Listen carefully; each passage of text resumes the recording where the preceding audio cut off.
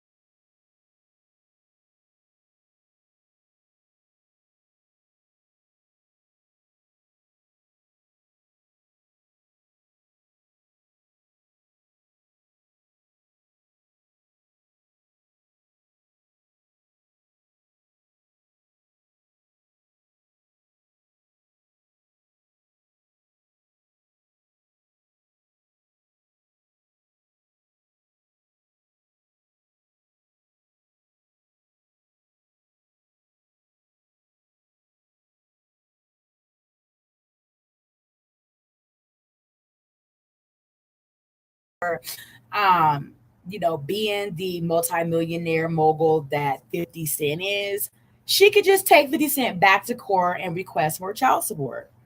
Um, or however have you. So what we're hearing is that she chose to go to Diddy for another option and, lay on her back and engage in freak offs for her rent, for a bag, a purse, a bracelet, things of that, trips, things like that. Um, so, I mean, I don't necessarily hear victim. Okay, she threw up after willingly taking a bunch of drugs. And, Diddy wasn't, you know, a person that was just like, oh my God, you poor thing. Let's take you to the hospital. Like, of course he didn't do that. They were engaging in, illegal activity in a hotel room using a lot of drugs. So, you know, of course he didn't offer to take her to the hospital or something of the sort. Not for nothing. It's like, um, she still voluntarily walked back to the freak off, even though he asked, he asked her to, like, come on, let's finish this.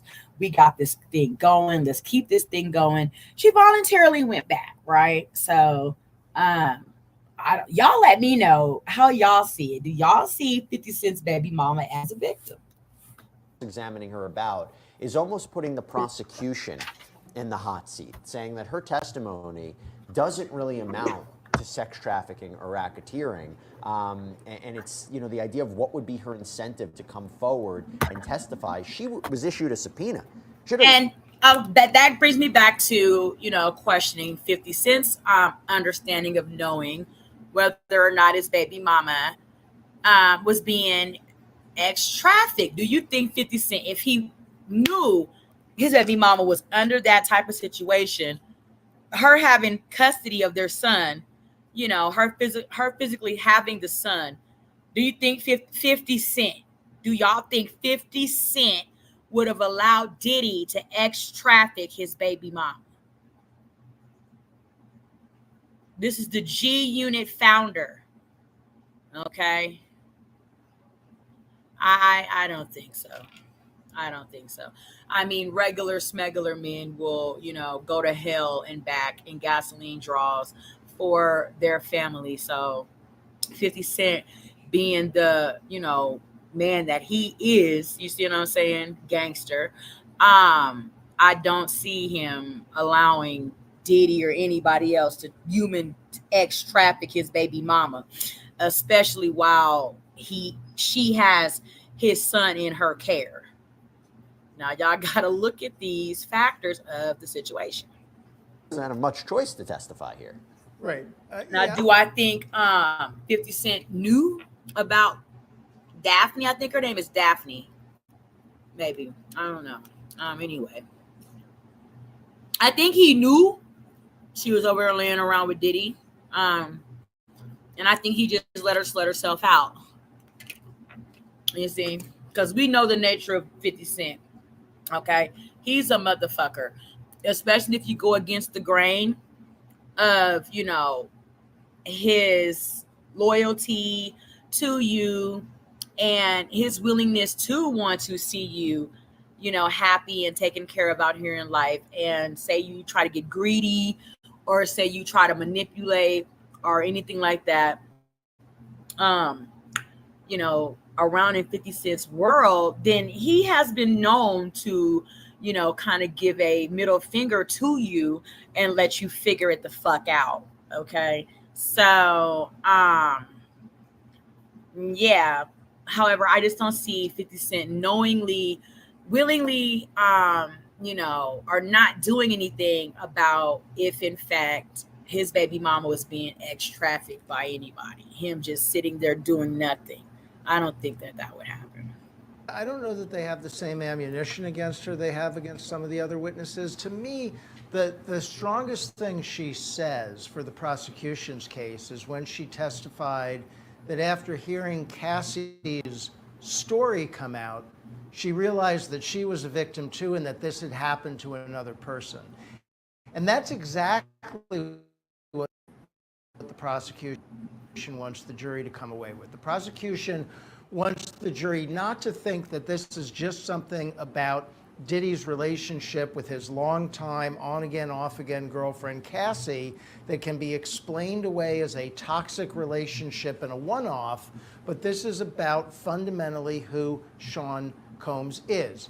Look at the way he treats other women. Listen to these voice messages. Look at what he does. That's what they're trying to prove. By the way, Tony Tokes came back, gave a little bit more context. Phone. He goes, it is device one. Diddy had sent KK messages confessing things. Tisa Tells said it is the court records. They didn't find the phone during the raid. Device number one, and then he writes, I don't know, LOL. Yeah, we'll try to figure that out and sort through it. Okay, this is a question for the whole panel. I'll start with you, Rich. It's a great question. This is from Allison Thompson. To the panel, I feel most of our panel guests have a slightly different angle with responses. Has any of your thoughts and opinions changed at all compared to what they were when this trial started? Start with you, Rich.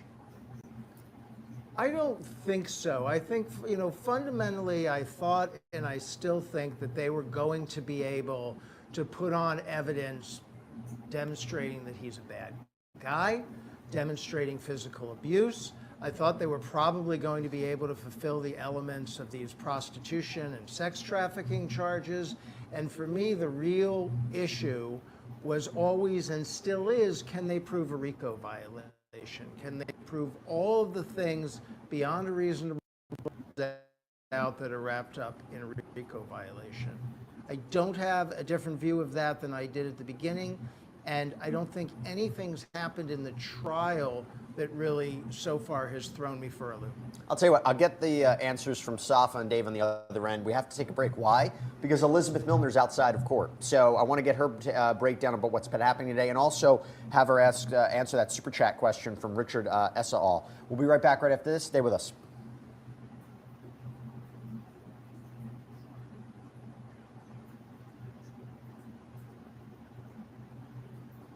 They wanted to make sure that their client was able to be a part of these discussions. But here's what we do.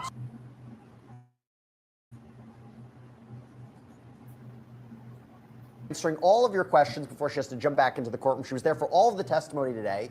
She's been there for all the testimony for every day.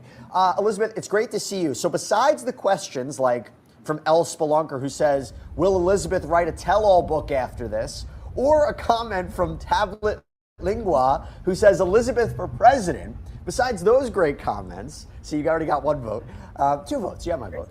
Okay, so besides those, we had this super chat question from Richard Ezios, excuse me, and it says, can you please dive in and elaborate about this bombshell phone evidence that was filed June 9th by the prosecution that they're trying to bring in? Do you know what this is about, what this could be about? Yeah, so I think it kind of could possibly be about, as far as the prosecution goes, is that the government wanted to enter some note entries that Jane had made in her phone. This was after Cassie's lawsuit, and they wanted to bring this up under redirect. And so there was kind of some arguments about it this morning, but it seems like from the government's perspective, they really wanted to get in one particular, at least, sentence from this voice note or from this note in Jane's phone app, where Jane had expressed in December of 2023 that she felt manipulated and she felt obligated to be doing these hotel nights about 98% of the time. The government, in their argument this morning, was saying this kind of rebuts the cross-examination as far as Jane, as far as the questions that the defense was kind of posing to Jane as far as just her willingness to participate in these hotel nights. But according to the government, they want to use this particular sentence, at least from my understanding of it, just so that way they can kind of help rebut this under redirect. However, they should have possibly introduced this under direct, but I think given where the cross-examination has gone, that they were trying to introduce more exhibits as well too. But it seems like from their perspective that they just wanted that one little piece of sentence, because it seemed like the judge didn't want all of these exhibits to be put in under redirect. But the judge said that he'll reserve his ruling as to that one sentence. So we don't know if that sentence will be admitted, if the jury will hear this particular note yet, but I believe that is the answer to your question, and I hope I answered it well. Okay, what about this? We got a question from Michaela, and this is really interesting because I can't get a sense of it either based on the reporting. Do we know why testimony was delayed today? I saw it was due to an unknown issue, but wanted to ask if you may have heard anything. I mean, this just came up again right before the break. It seems that the judge had even wanted, or the prosecution even wanted, Sean Combs to be a part of this meeting. That is, there was some issue that was discussed in the robing room. They have concerns. Do you have any idea what is going on in the judge's chambers? Yeah, well, unfortunately, I have no idea what's going on. And I think a lot of us have been kind of scrambling to figure out what exactly is happening, because it seems like from both sides they're being very tight-lipped about this. But from the defense's perspective, Sean Combs wasn't in the back for the conversations that were had in the robing room or the chambers room, and it wasn't being transcribed either, so he wasn't able to follow along. So from the defense's perspective, they wanted to make sure that their client was able to be a part of these discussions. But here's what we do know, and I'm going to wait for the ambulance to pass real quick. Okay, no, we're good. But as far as just what we do, so Elizabeth, it's super loud, super loud. I'll jump in. I'll jump in as we wait for this to happen, because it's, you're in downtown New York. Okay. So, very rude. They're interrupting our show, by the way, but it sounds like it's an emergency, so there you go. Okay, back to you, Elizabeth. So now, talking about what happened with this issue, as far as you know.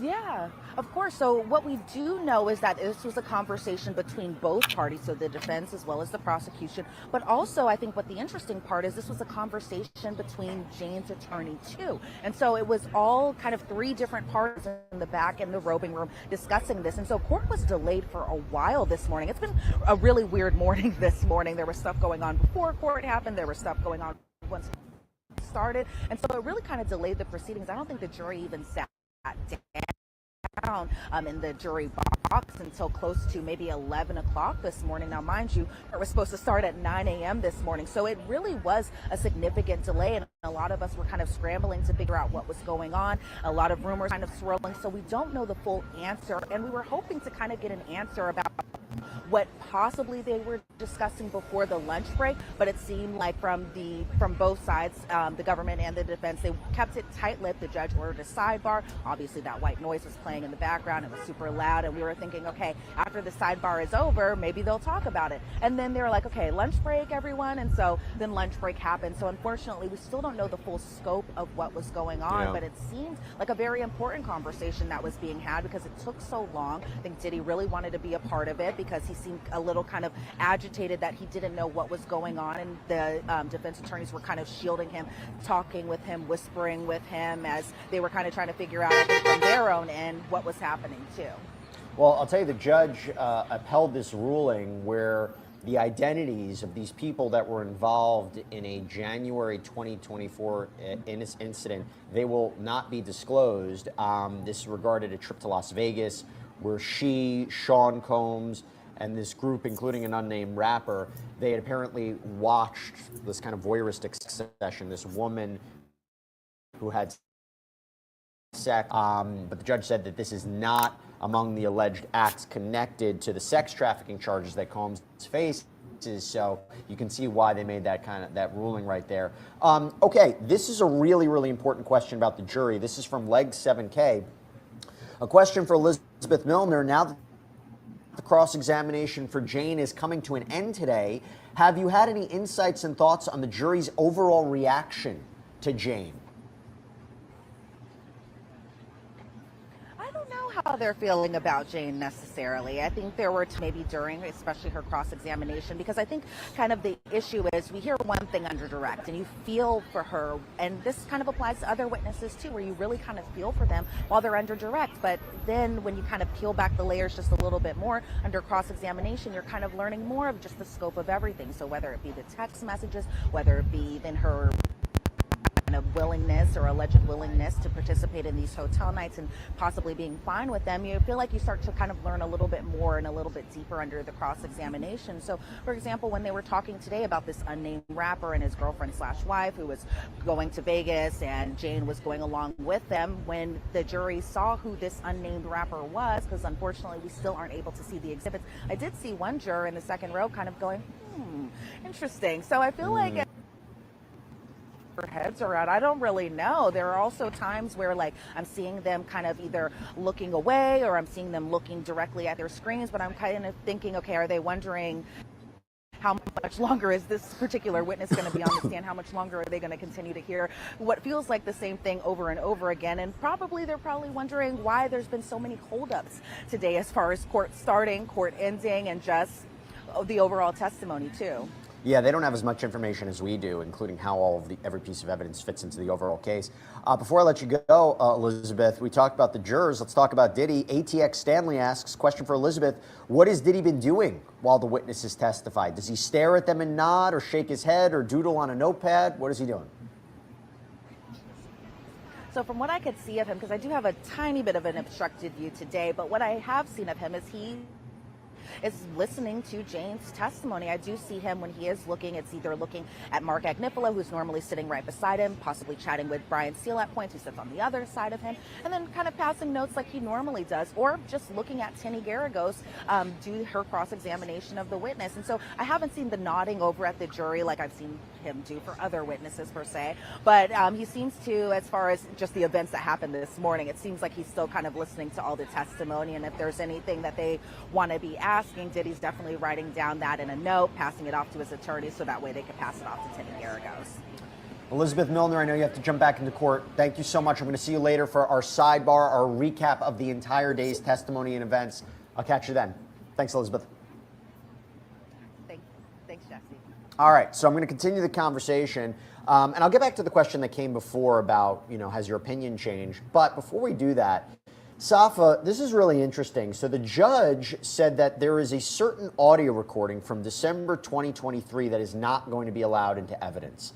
And the prosecutor here had argued that by that time, so Cassie had already filed her lawsuit, that Combs was allegedly making a record, maybe a video record, an audio record, that he was trying to paint a certain narrative, that he was trying to craft a narrative about what was going on with Jane, and it's a self-serving false narrative in the recording. And if that's true, I'm surprised that he wouldn't allow it in, but also, doesn't that go into other allegations that we've heard before? I mean, Mia testified that D-Rock, Sean Combs' former bodyguard, had reached out to her after Cassie's lawsuit and was kind of trying to seem to suggest that, everything that was going on with Cassie and Sean, it was all normal. It was a typical relationship, right? And that he was trying to get Combs to reach out to her.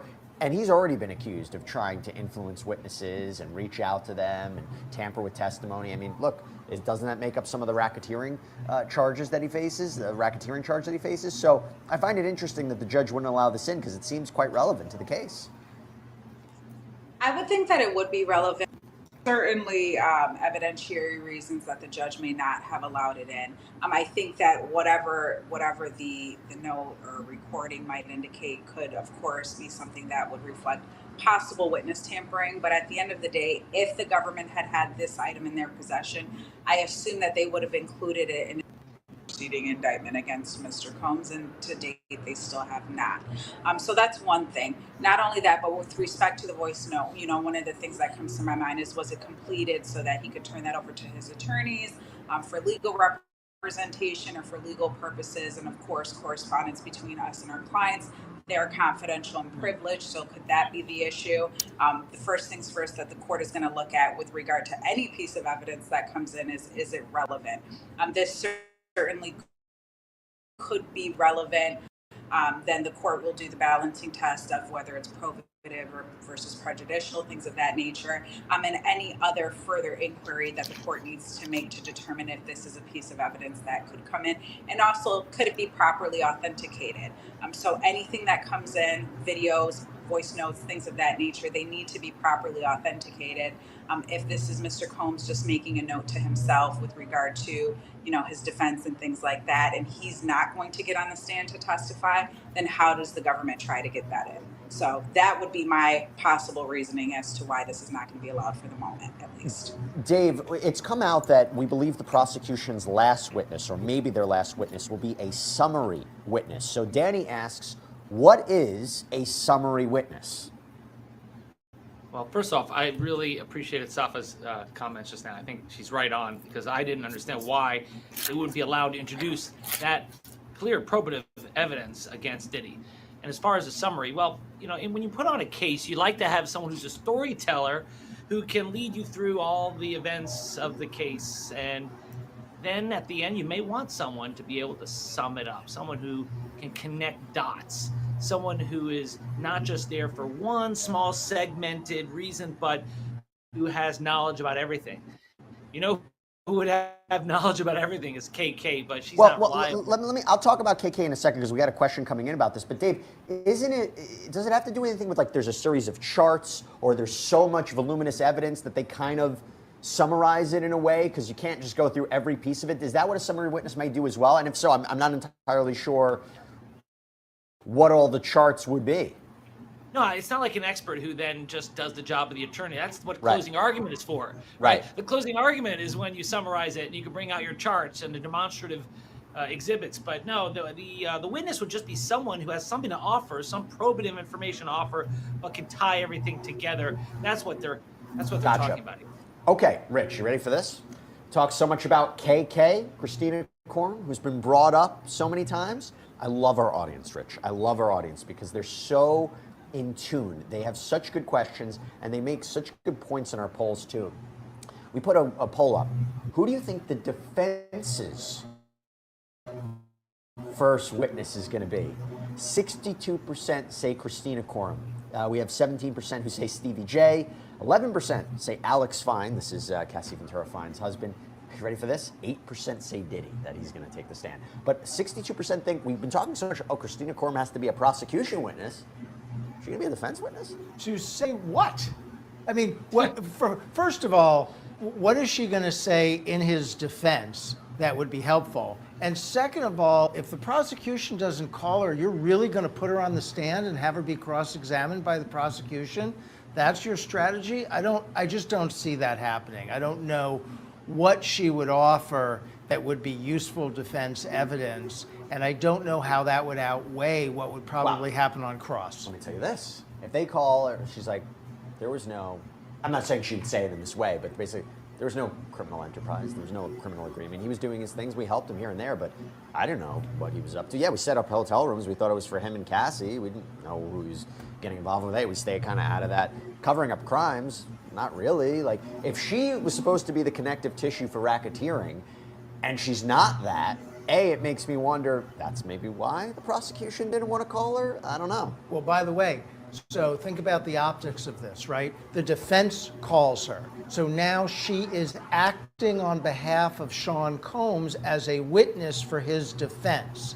And they cross-examine her. And I think that makes it even stronger that she's connected to the alleged criminal enterprise and the alleged criminal conspiracy, because now you have her at trial testifying on their behalf, whereas if the prosecution calls her as a witness, Sorry about that, guys. then there's some thought, maybe she's made a deal with the prosecution, maybe she's turned on Diddy, maybe she's doing this to save her hide. If she testifies for Diddy, she doesn't have any of that. Yeah. Well, I'll throw this to Alex, our producer, just asked, and I'll throw this to you, Safa, could KK be called as a rebuttal witness after the defense? Oh, well. Not sure who you want to answer Well, I threw it to you, Safa, but look, I got to say, Dave has been jumping up and down about that, so let me throw it to Dave first. Oh, no, give it to Dave. All right, no, I think yes. I think she is not going to be called as the defense's first witness. She's not going to be called as a defense witness. So I agree with Lawful Riches, by the way, that's his Twitter handle. I agree with Lawful Riches on that one 100%. I'm surprised that our audience would say like 68% said that she would be the first witness. That doesn't make sense. But would she be a rebuttal witness for the prosecution? Yeah, very possibly. I think she is that thing that hangs over the defense. Better watch out what you say, because we're going to bring her in, and she's going to do great damage to you guys because she knows everything. So, Safa, I'm going to throw this one to you. You saw our poll. 8% think Diddy's going to be called to the stand. Well, actually, that was not who the first witness is going to be. They think Diddy's going to be the first witness. Well, Safa, Shady Goat, phenomenal name, by the way. Shady Goat asks, is there a chance they're going to put Diddy on the stand, and what are the benefits of doing so? We know the risks. What are the benefits of doing so? There is a possibility that Diddy does decide to take the stand. Anytime that, it now becomes the defense's case in chief, the defendant does have the ability to testify if they choose. We, as the attorneys, advise them as to whether or not we think it's a good idea. And more often than not, it is an absolute horrible idea. So I would assume that Diddy's attorneys are going to advise him not to testify. Whether or not he will listen to what his attorneys tell him or not is to be determined. If he does testify, he will be subject to cross-examination by the prosecution. And I think that the benefit, if there's any, could be that he gets to tell his own story. He will attempt to explain away some of these things, including these were loving relationships that he was a part of, that how he has financially supported these women and had their consent and things of that nature. But there is still a huge danger, and I think it would be more dangerous for him to testify on his own behalf as opposed to just continuing to remain silent and allowing these voice notes and other pieces of evidence to tell the story for him as best as possible. So that is a possibility. I don't think that it's the greatest idea. TBD on whether or not he'll testify or not. Yeah, we'll see. It's his choice. Okay, Rich, we got a question from Merlene Spies. Is the love contract not perhaps an NDA? Sippers, what do you guys think? Should Diddy testify? I'm on the fence.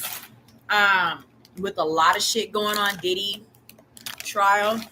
I don't know. I think it could hurt and very well help.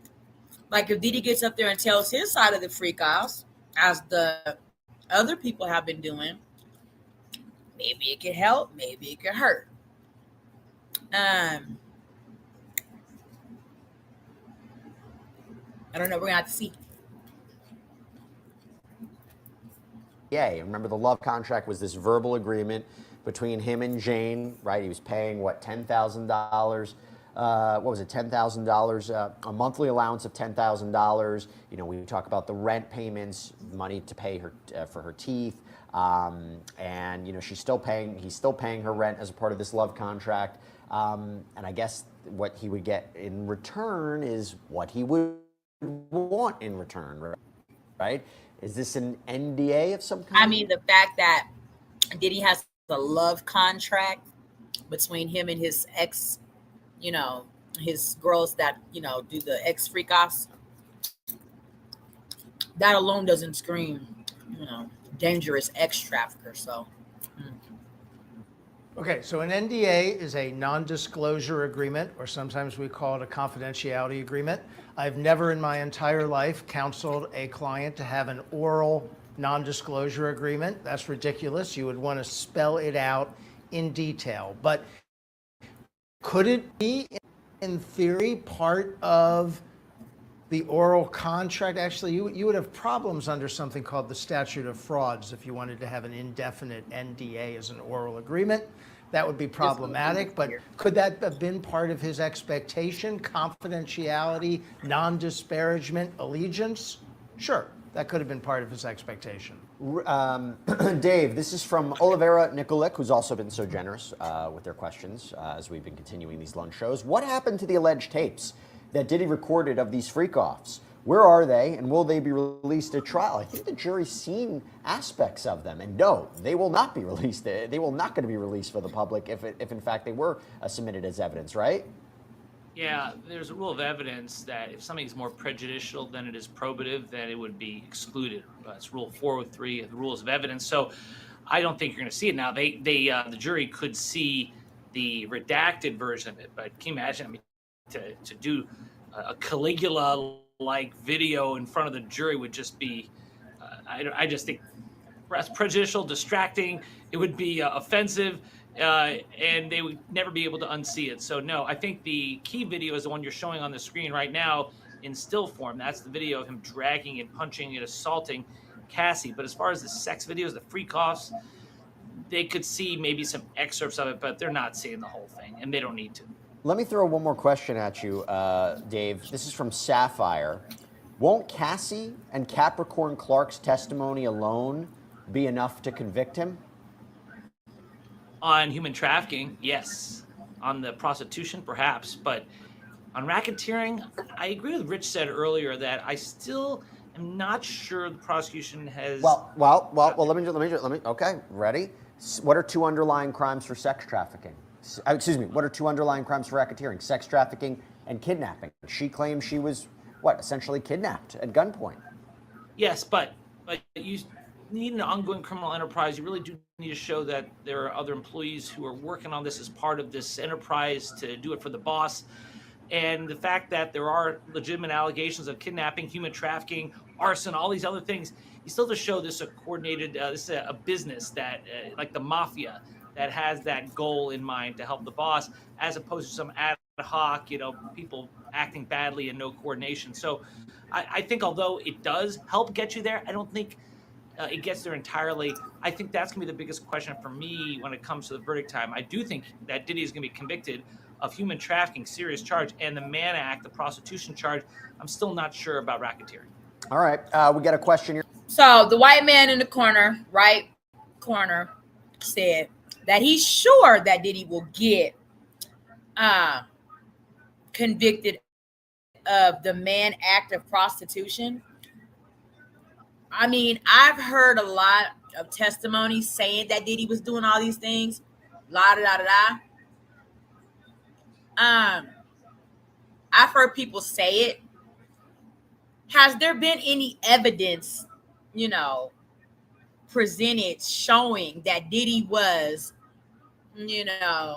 engaging in X acts with ex workers where, you know what I'm saying, he was doing it across state lines and all of this shit like that and la da da da da da da. You see what I'm saying? Because shouldn't it take more? It should. But we know if they want you, they want you. And unfortunately, they want Diddy. You know what I'm saying? For these crimes, and it doesn't look like they can actually evidentiarily convict Diddy of them. You see what I'm saying? So it's like, okay. Like everybody's saying it about Diddy. Can anybody prove it? Can anybody go in, and show some evidence saying on this night we, were exchanging correspondence between us. This is the evidence showing that, yes, we had a prostitutal solicited escapade, and this is the money that was. I mean, I've heard them say they did it. Can they prove it? They're just gonna put Diddy in prison for motherfuckers getting up on the stand saying some shit.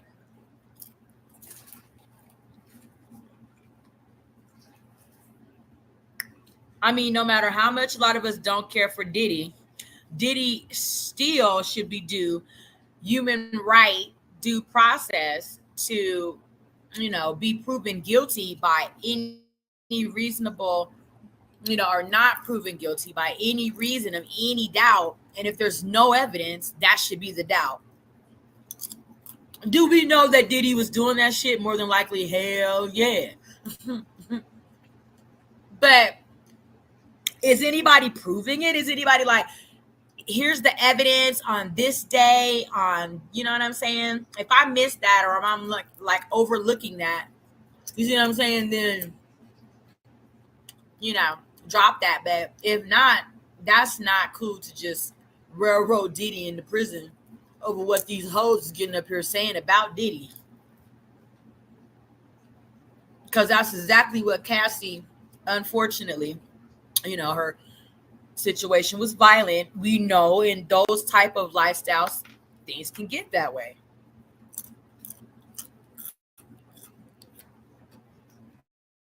You see what I'm saying? So, but nonetheless, they was hoeing for their lifestyle.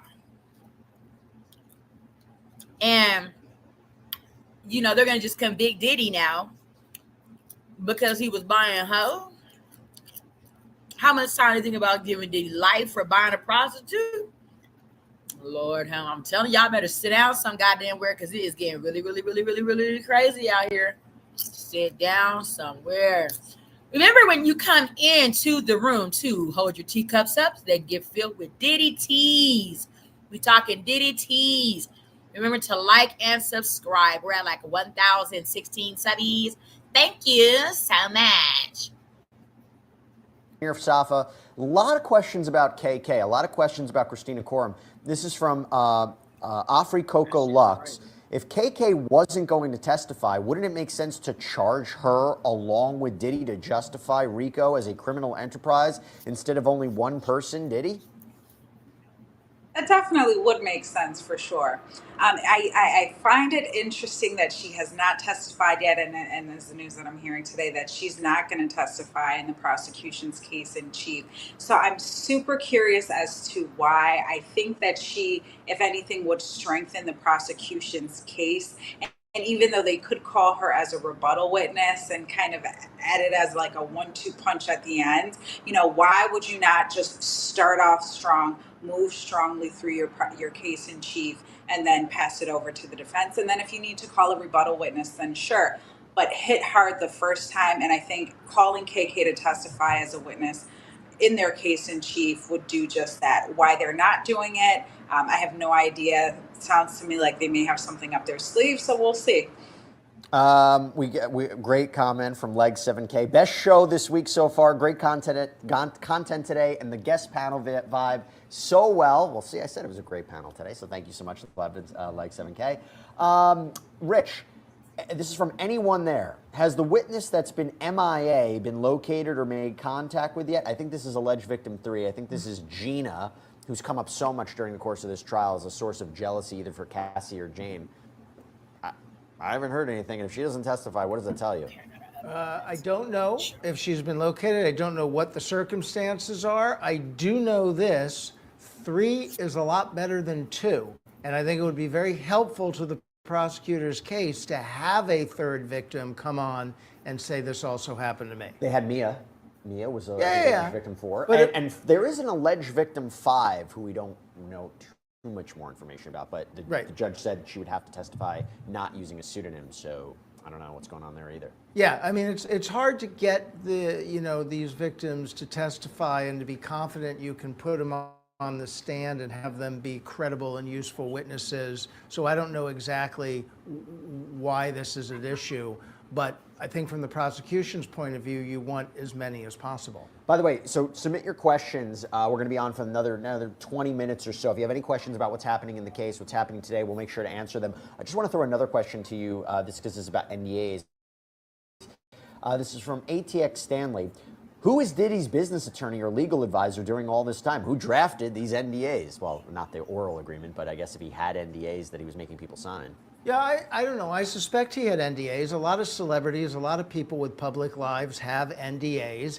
NDAs cannot stop people from testifying when they're compelled by a subpoena or called as a witness and sworn in under oath. You don't get to say, I have an NDA and therefore I'm not going to testify. And ultimately didn't stop Cassie from filing a lawsuit, which is, I think, what sets all of this in motion. So NDAs only provide so much protection. Great question that I have to ask the entire panel about this. This is from Lisa5472, also been on with us almost every day. Saf, I'll start with you. I'm going to ask it to everybody. Jesse and panel, if it went to the jury today, what do you think the verdict would be? I'm going guilty on the transportation to engage in prostitution. It's a toss-up for me on the sex trafficking charge, but I think more likely than not, there will be a guilty verdict handed down on that. With respect to the RICO, I don't think that the jury at this point today is going to be able to find him guilty of the RICO, or they may be deadlocked into determining whether whether or not he's guilty of that. I don't know that they're going to come back unanimously on the RICO charge. It's so confusing. There's so much evidence that they have to deal with and consider with respect to that, and specifically the enterprise component. I do think that the two underlying charges within the 10-year period have been proven, but again, we have that enterprise component that I don't know that the government has really fully proven beyond a reasonable doubt. Dave, you mentioned a little bit before, but what do you think? Verdict today, what would it be? Well, first off, kudos to Lisa. It looks like she and I share the same birthday. May the 4th be with you and me. So as far as the verdict, I think guilty on the Mann Act, that's the transportation for purposes of prostitution, guilty on human trafficking. And I think as of right now today, I think the jury would be hung on racketeering. That could change as more testimony is delivered at trial. Rich Schoenstein? So I'll handicap it. I think if I was setting odds, if we were in Vegas and I was setting odds, I would give the best odds of guilty on 2 out of 3. I would give the second best odds on guilty of 3 out of 3. I would give the third best odds of a hung jury, and I would give very, very, very slim odds on a complete acquittal. That would be at the bottom of my list. Okay, well, they asked me too. So they said Jesse and Panel. I'll give my take, okay? First of all, I think he is found guilty of transportation to engage in prostitution, both for Cassie and for Jane. I think there has been a lot of testimony about these events, whether you call them freak-offs or whether you call them hotel nights, happening in multiple cities. So now you have the transportation of these two victims to multiple different locations. And by the way, this is not even about sex trafficking. This is purposes of prostitution. There has been testimony that specific sex workers were used in multiple locations. Their flights, their travel had been arranged through Combs, by Combs, through, I think that's important too. They were paid by Combs or through his associates. I think you have a straightforward case of those two charges. Sex trafficking with Cassie, I think you can possibly get with at least 2 instances. The 2016 tape, the jury could accept that she was trying to run away or leaving a freak off. She gets beaten up, dragged back in the direction of a freak off. So this is another location, sex work, violence. I think it ticks off a lot of the elements. I also have said this before, but the allegation that he showed her freak off tapes on a plane, that she threatened to release them, that's an alleged threat. There's a travel component. They land. He demands a freak off. He gets a freak off. So now you have commercial sex. I think it tacks a lot of that off. I can't say that he's going to be found guilty of sex trafficking with respect to Jane. It feels a little bit muddied at this point about whether or not her reluctance to engage in this was a form of force, fraud, or coercion. Racketeering, I think there's 75% there, while I believe they've proven several, or at least they may have indicated evidence to prove some of the underlying acts. I agree with my panel. I don't know if we see this kind of criminal agreement, this kind of organization that's necessary. But let's continue the conversation. Okay. So, and by the way, Leg 7K said, Jesse, you're going to answer Lisa's question. I did just answer Lisa's question. That's right. Question from IA. I'll throw this to you, Safa. Are there going to be other trials stemming from this? With all this evidence, could Diddy supporters end up with their own trials? I don't think there are going to be any other trials stemming from this, unless we have someone that gets on the stand, testifies, perjures themselves, or something of that sort. I think that right now, it's pretty clear that Mr. Combs is the target of the investigation, the target of the indictment. If someone were to get on the stand and testify and perjure themselves, or if there's someone that's entered into a cooperation agreement with the government and deviates from that agreement, could they be prosecuted, based on either perjuring themselves? Yes. Or depending on what the cooperation agreement would reflect, could they ultimately end up incarcerated if they don't fulfill the requirements of that agreement? Absolutely. But I don't think that people who generally, quote unquote, support Mr. Combs will find themselves in hot water in prosecution based on their support. No, I don't think that's the case. By the way, Lisa5472 says, Jesse and panel, wow, thank you for the awesome reply. Thank you for the great question. All right, Rich, we've got a question here from RSS. What happens if he gets charged, I think they mean convicted. What if he gets convicted with trafficking and transportation but hung on RICO Does the government retry that portion or let it go? And I'll also throw this one to Dave too, but first you, Rich. They certainly have the opportunity to retry it. Now, I think probably if they get the convictions on the other counts, may depend on what sentence gets imposed, but they may decide not to retry, that that's enough of a victory and they've put him in jail for long enough that they're not going to worry about going forward on RICO. But it's an interesting question. Yeah, Dave, and this is an interesting question too. I agree. I wonder if the sentence that he would be convicted on would matter for the decision to retry on RICO, because RICO carries up to life in prison. But I don't know the timing of that. In other words, can they wait to see what the sentence will be before they make the decision to retry him? Yes. And that's why I do think they'll wait to see what the sentence is, although human trafficking carries with it a mandatory minimum, so he will serve prison time. Also, they'll want to see what the jury count is. If it's 11-1 in favor of a conviction, there's one holdout, it makes it more likely they retry it. But quite frankly, after this huge case that's taken years to put together and go to trial, I do think that this will be it. I think it's most likely, if he's convicted of those 2 out of 3 charges, most likely that's it.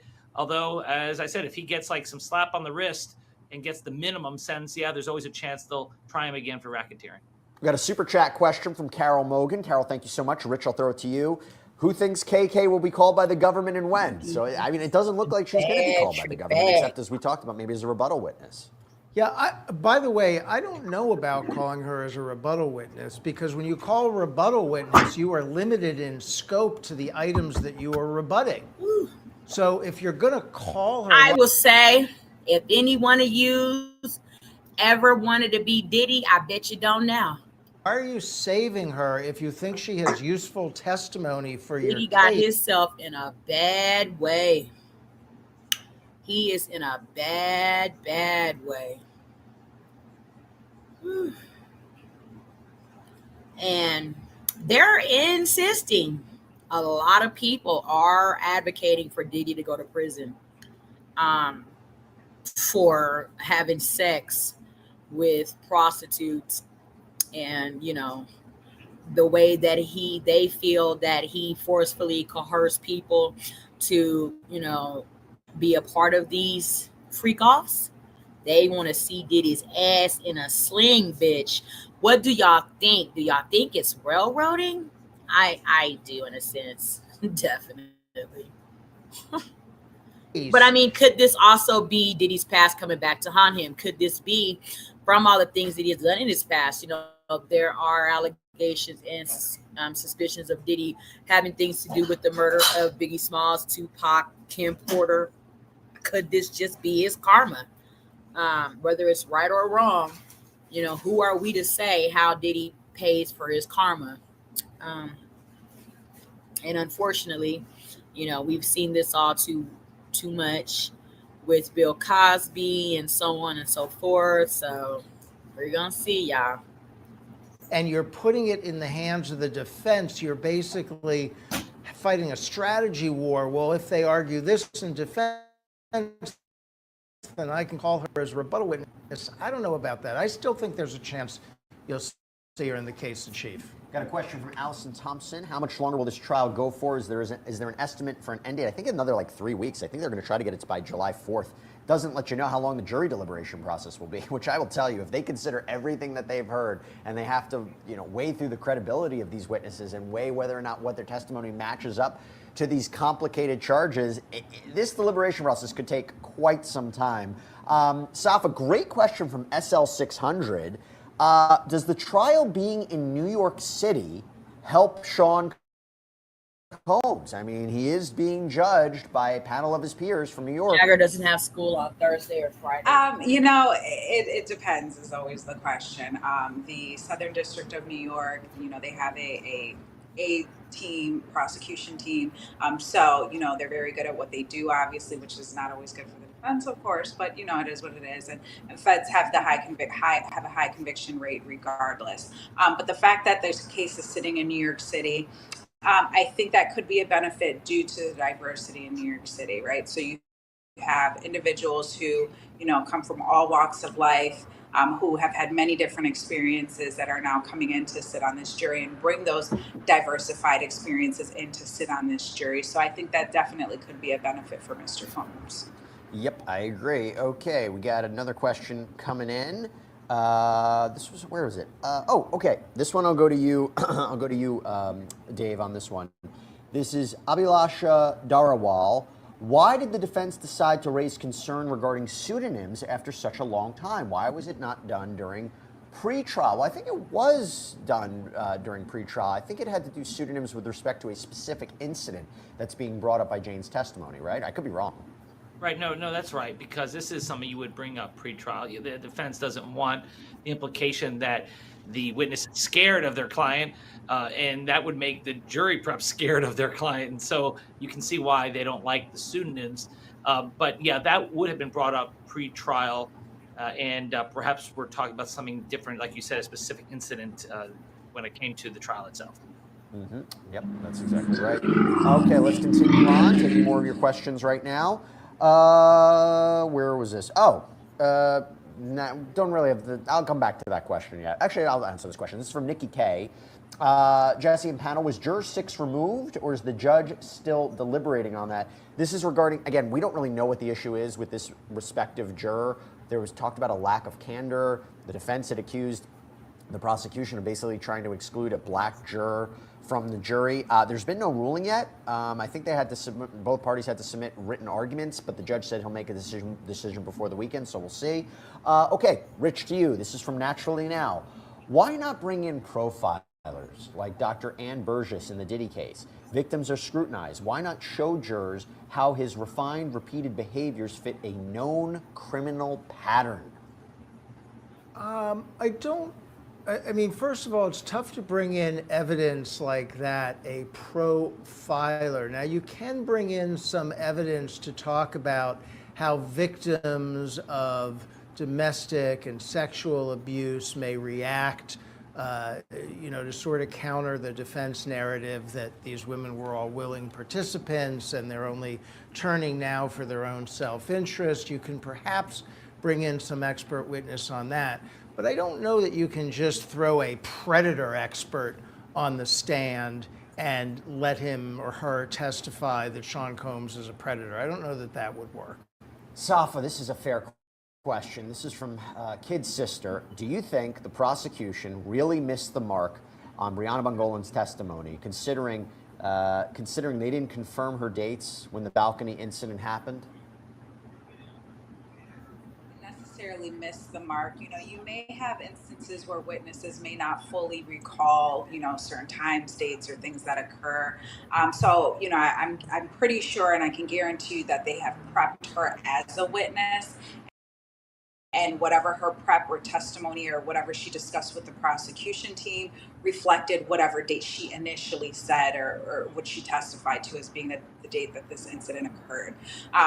If it wasn't that, and Mr. Combs was on the East Coast at that time, then that's an issue for the jury to decide, whether or not they're going to give her testimony credibility as far as the date that this occurred. Could it have just been something that she forgot, or just a mistake as terms of when this incident actually occurred? It could just be just that. But I don't think that they missed the mark with her. And again, there's some of the testimony that's coming in is going to be questionable regardless, whether it's her or anybody else that is called to testify. People may not fully testify the same way as they've been prepped to do, and it may not always be as consistent or gel with other witness testimonies as the prosecution would like. But I don't think that they've missed the mark with her. So here is a very important question as we think about grand picture. I will go to you with this, Dave. Question from Stella. In your professional opinion, how likely do you think it is that he will get life without parole if he's convicted? I don't think so. I think the fact is that the judge is a human like everyone else and knows the celebrity and knows that he has no prior convictions. He was charged with previous crimes. And although there's a mandatory minimum here and can be sentenced to life in prison if he's convicted of these counts, I think that he'll get something short of that. And then there's always the possibility of a presidential pardon, which would be hugely risky for even President Trump. So I think that he will serve prison time. I do not expect him to die in prison. This is from Old Hollywood Angels. Does the judge conviction useless and it's all based on the jury? Yes, it's the jury who decides ultimately not if he's guilty or not guilty. Okay. So everybody, y'all, is advocating more so along the lines of the news, certain lawyers, prosecutors. Now that the trial has commenced and started going, and it's been going on for about a month and a half almost now, that Diddy will go to federal prison for having freak offs. That we have not yet, seen any or heard any of the evidence prior to trial up until now. We haven't seen any of that. Where's the IVs at? Where are, all of these massive amount of illegal drugs, transporting them, selling them, distributing them, manufacturing them? Where are the supposed young child victims? Where are the, people coming forward saying, oh my God, yes, Diddy trafficked me? None of that has really been entered into the group chat in the trial. However, people are, they're speculating that Diddy will receive federal prison time for having freak offs, beating Cassie and, no denying these things. And just basically knowing how to manipulate the women with money to engage in freak offs with him, knowing what to have to keep the party going. However, nobody we see were like really, really, really forced against their will. We heard Capricorn Clark speak to it. I didn't see any evidence, anyone running out of the courthouse and she had evidence of it, and she had collaborating witnesses of it. So this is wicked, y'all. This is wicked. This is a telltale, lesson for, a learning experience of what not to do with your black ass whenever you get to a point in life where you got, some stature and some means to uphold it, of how to walk a fine line to keep your ass out of, the gun line. Okay? Because, boss, this is wickedness. This is evil right here. They want to lock Diddy up just for simply having freak offish sex. Crazy. And so far, we haven't even heard that Diddy participated in it. Okay, because we're gonna listen to a interview that Armand Wiggins did with one of the freak off guys. Okay, if he still has it up, I hope he hasn't privated it. But I watched it last night, y'all. Yeah, as far as we know, Diddy didn't even participate in the freak offs. He was just a watcher. He always sat back in the corner and did, something nasty. But we're not even hearing that Diddy participated in the freak offs himself. So this is great. This is fucking crazy. Diddy finna go to federal prison for not having sex in freak offs, but orchestrating freak offs. Watches women have freak offs.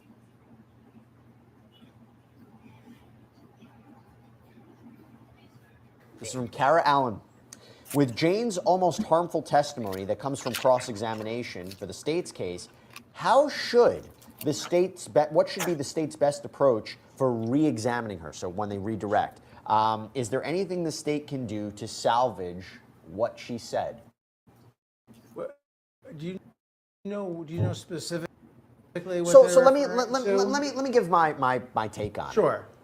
I think the state had to get in front of this witness. I do wonder whether or not it was important to call her. Yeah. You have situations where there's more clear-cut evidence of sex trafficking, right? In my opinion, when she talks about being pressured to engage in these acts with sex workers, when she threw up, when she was exhausted, that she had to keep taking drugs, after allegedly being beaten by Sean Combs, there are text messages where she's showing that she's basically being used.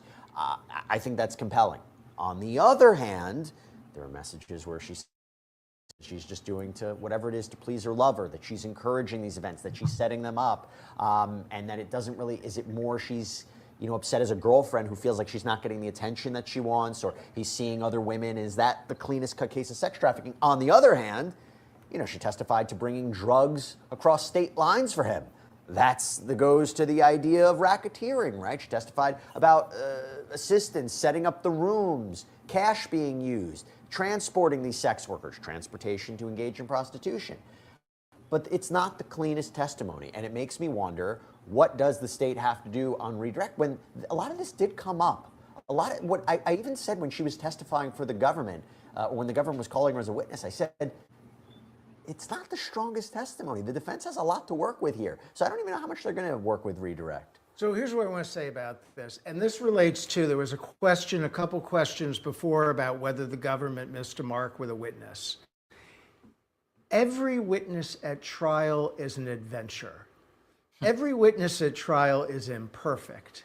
Witnesses only know certain facts, they only have certain facts to work with, and then you have the adventure of putting them on the stand.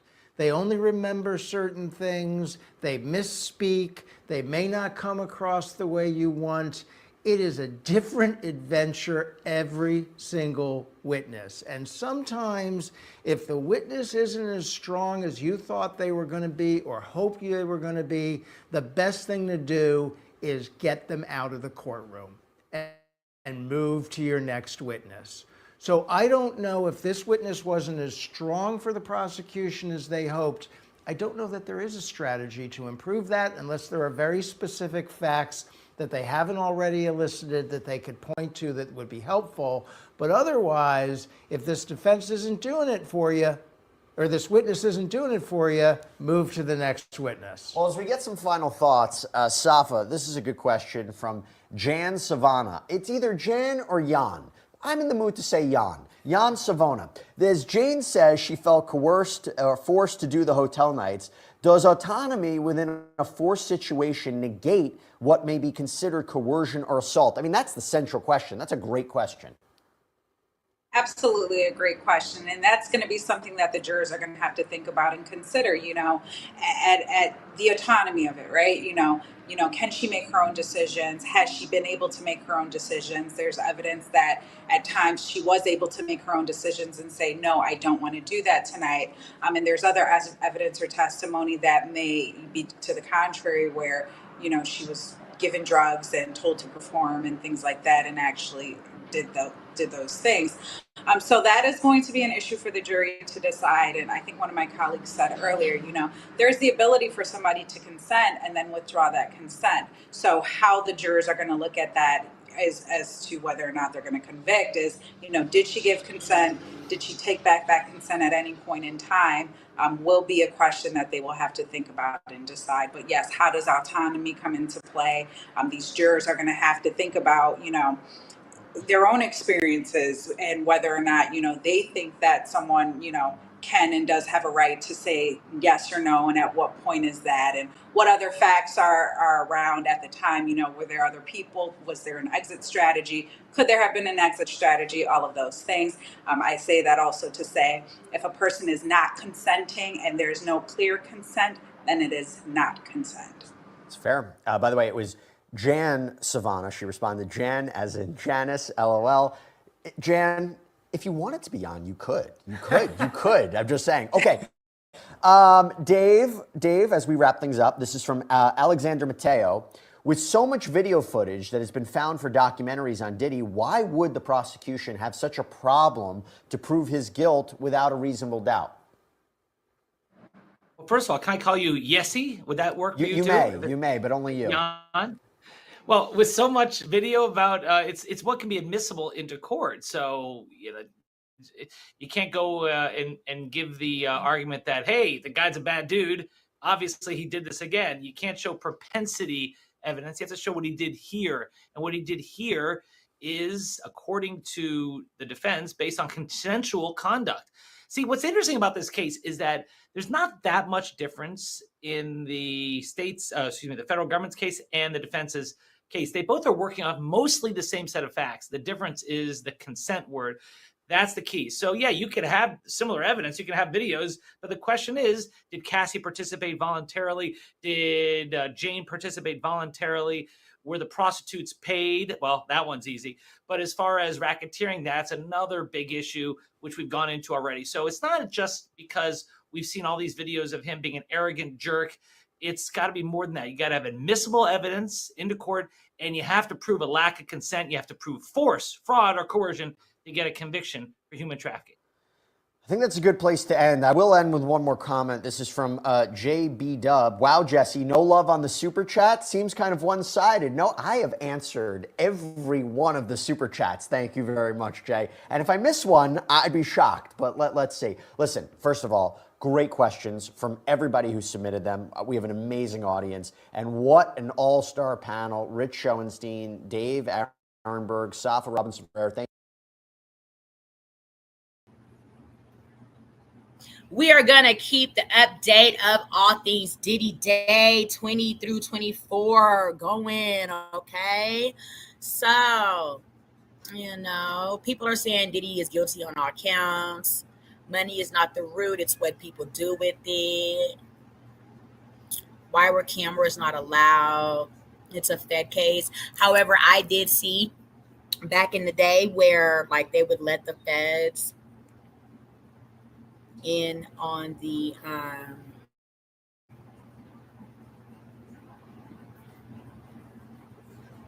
mob federal trials. So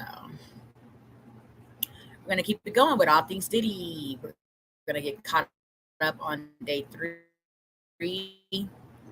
Diddy. Remember, when you come in to like and subscribe, lift those teacups up so you can get filled up with some Diddy tea.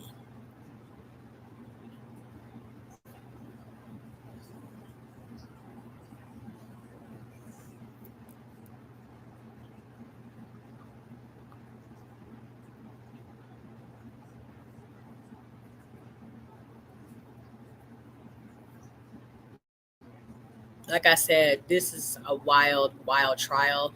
I don't see, how Diddy's best RICO attorneys in the country are letting this shit go through.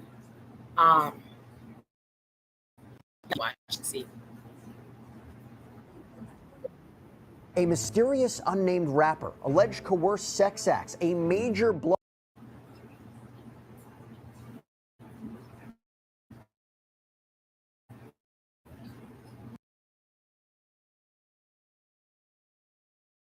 up. Key Diddy accuser Jane has wrapped up her testimony.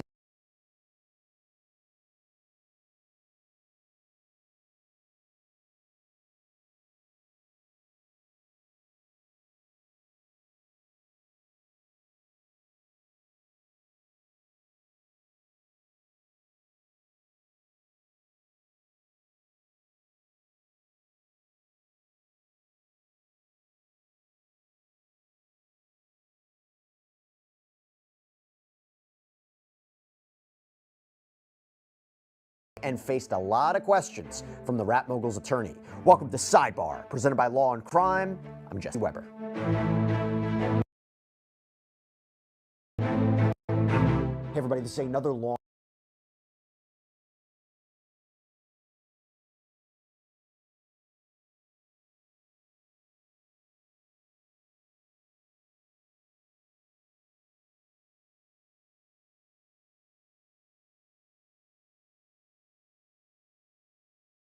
crime legal alert. So recent allegations against the multi-billion-dollar video game industry, they claim that video games are engineered for addiction. Yeah, these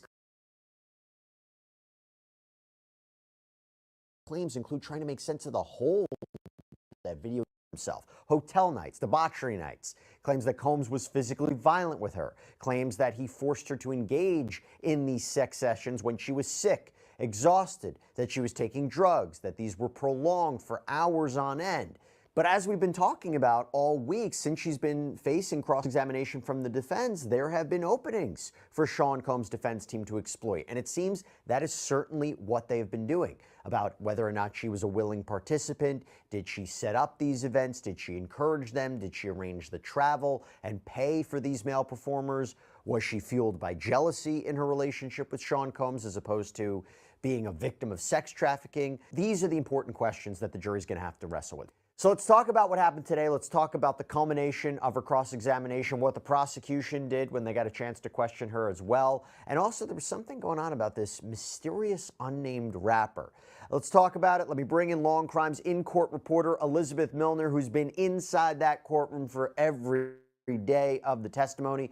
Elizabeth, it's good to see you. Before we even talk about Jane, though, and well, before we even get into the cross-examination, my understanding is there was a bit of a back and forth about whether or not the judge was going to let in some pieces of evidence. I think one was an audio recording from Sean Combs, and one was some sort of personal note or maybe even a diary entry or journal entry from Jane. What's going on there?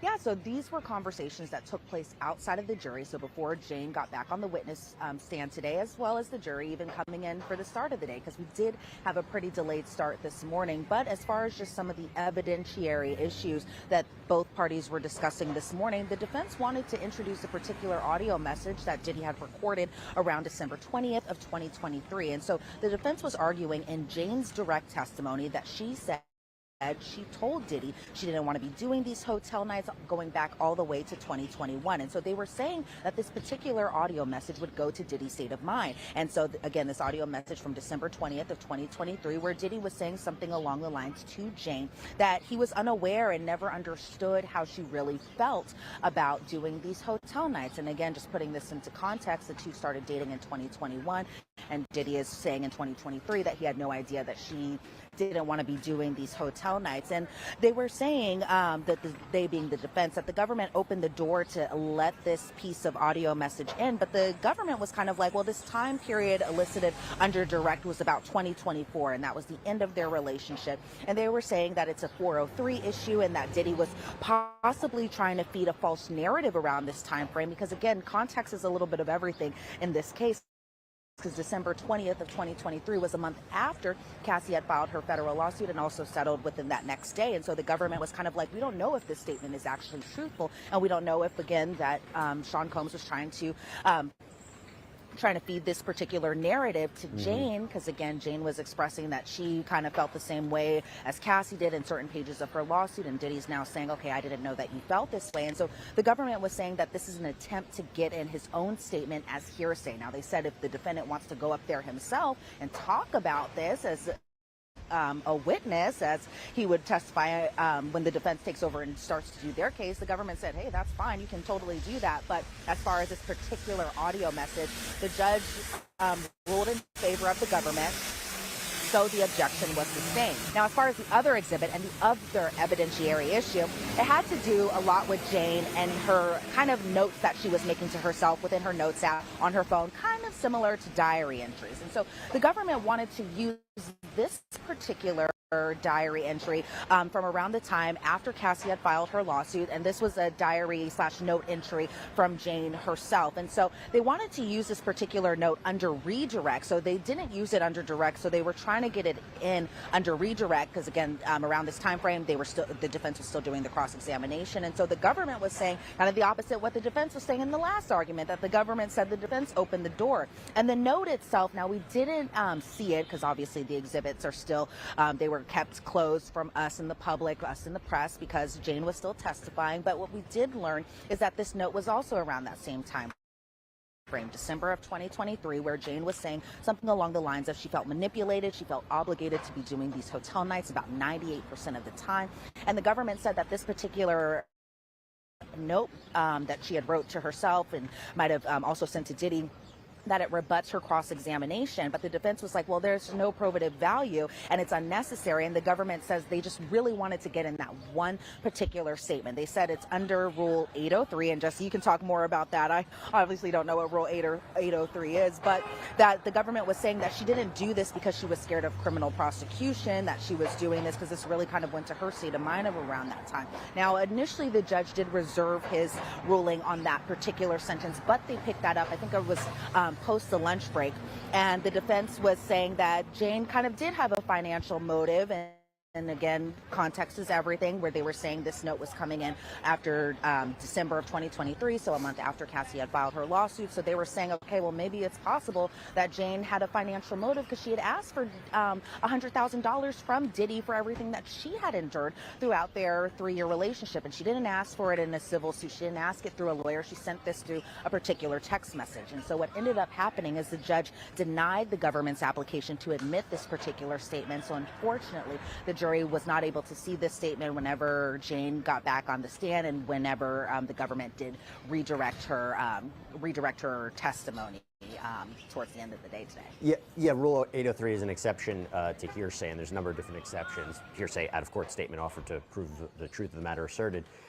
Here's the thing. When I hear the idea of him having a recording that allegedly would be used to feed a narrative, I go back to what Mia testified to, that after Cassie's lawsuit, she gets contacted allegedly by D-Rock, Sean Combs' former bodyguard, basically trying to say, hey, yeah, you know, everything between Cassie and Sean, that was normal. That was normal, like trying to make sure she gets on the same page, and that he was trying to make sure Sean Combs could reach out to her, that he wanted to give her a gift, you know, bribery, obstruction, tampering with witnesses. That is all the narrative being put forward by the prosecution, and it also makes one of the elements or potential elements of racketeering, this criminal enterprise charge. Let me go now into the cross-examination of Jane. There has been a lot of talk today, particularly when I was covering the lunchtime show on Law and Crime's YouTube page, about this mysterious rapper. Something happened, this encounter happened in 2024, Las Vegas. There's an unnamed rapper, either the rapper's wife or girlfriend, and apparently one of the alleged sex workers that Jane and Sean Combs had used in their private sessions was brought up. What was this all about? So if you've been following Jane's testimony, I know you have, Jesse, but to our viewers, if you've been following Jane's testimony, she had mentioned this particular trip to Vegas that happened in January of 2024.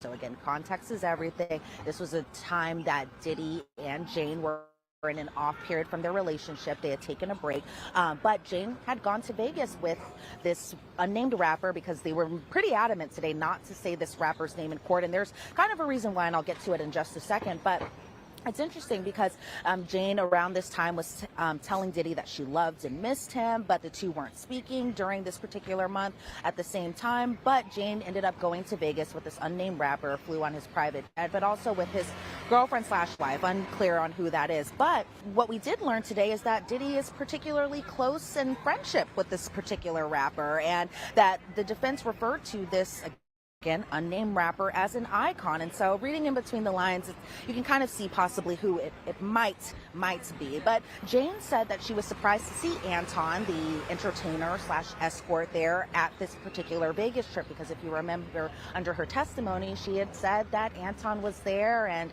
he was having sex with a woman on a bed, and a bunch of people were kind of watching all of this, and this again being in Vegas. And Anton also knew this unnamed rapper who had this connection or friendship with Diddy, and Anton also knew this unnamed rapper's girlfriend/wife, because the defense kind of said it's his girlfriend, it's his wife, so we don't know what their state of the relationship is. But Jane was explaining that 7 or 8 people were in this room kind of watching Anton have sex with this woman, and that Jane admitted that she flirted with this particular unnamed rapper, and that Jane had previously told the government in previous interviews that she flashed her breasts during this, encounter, this flirtatiousness that was going on in this hotel room, and that she began dancing during this, and that the rapper told Jane that she was beautiful and that he wanted to F her. And so I think what the defense was trying to do when pointing out this particular January 2024 Vegas trip was kind of trying to say that Jane would also reach out to the entertainers or the escorts outside of her relationship with Diddy, because in this particular case,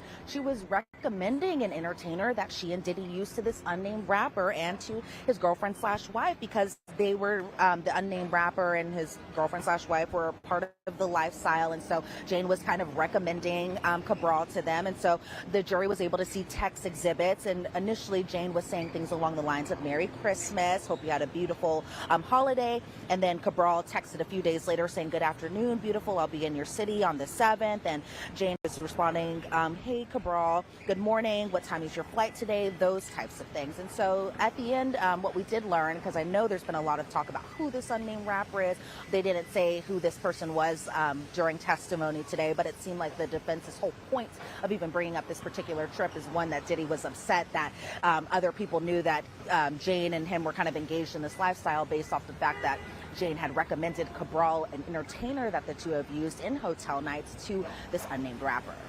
Yeah, there's a couple of things that I wonder the jury might take away. One, like you said, if she is having this communication, this relationship with one of the sex workers who's being used essentially, right, in this crime, if the jury's accepting this as sex trafficking in this crime, kind of muddies the waters on that, makes it a little bit more gray. Is she really a victim of sex trafficking? I also think, you know, her allegedly flashing her breasts, it kind of goes a little bit to her lifestyle and her character. But also, I think it seems to me, if the allegation is you have this unnamed rapper who's interested in bringing someone into their relationship, it's maybe normalizing this behavior, and maybe it's not necessarily, you know, a sex trafficking criminal enterprise as the prosecution is trying to allege. Maybe that's where they're going.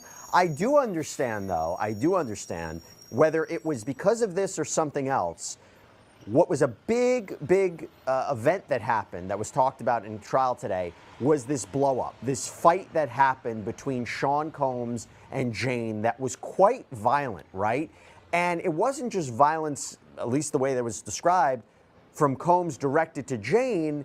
It was vice versa too, right? This was a fight. What happened here? Yeah, so this was a fight that took place in June of 2024, so around this time frame just last year, where afterwards or before this incident had occurred, Diddy and his family went on a road trip, and then after coming back from this road trip, that Diddy went over to Jane's house on this specific date of June 18th. And if you've been following Jane's testimony very closely, she alleged under direct that she was beaten and then made to do a hotel night or give oral sex to an entertainer even after being beaten by Diddy. But under the cross-examination, they really kind of peeled back just a little bit more as far as just kind of how everything led up to what it ended up happening. And so the jury was able to see exhibits, and that was being the decorations laid out inside of Jane's home where Diddy pays the rent for, but that Jane had set up just kind of candles and champagne and tequila shots, and then Jonathan, Diddy's assistant, came over and set up kind of the red lights in the room.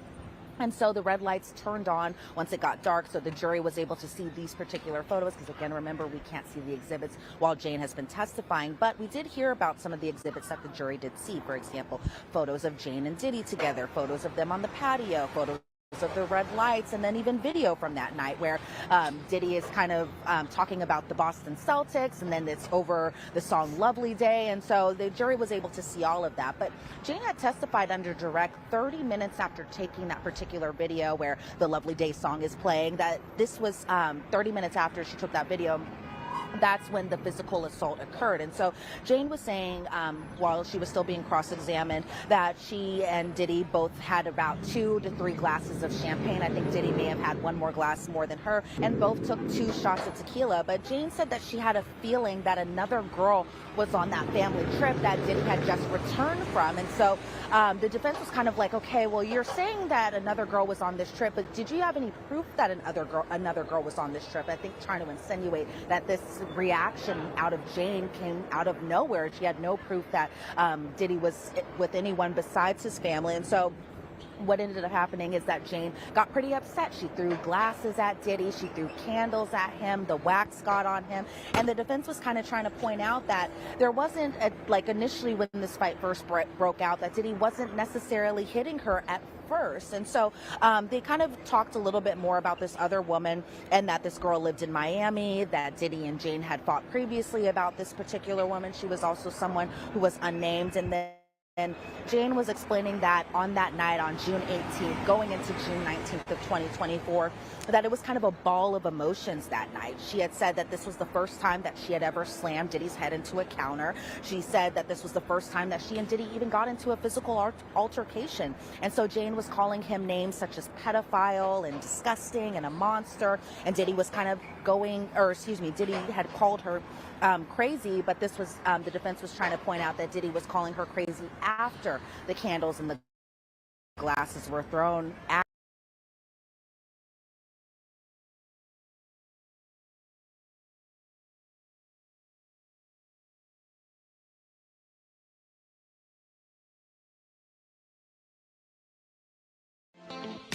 Thanks for watching. Remember to show your support by liking, subscribing, and sharing. It's a blessing. Keep your teacups filled and ready for my next upload. Until then, stay inspired and remember, always stay dipping.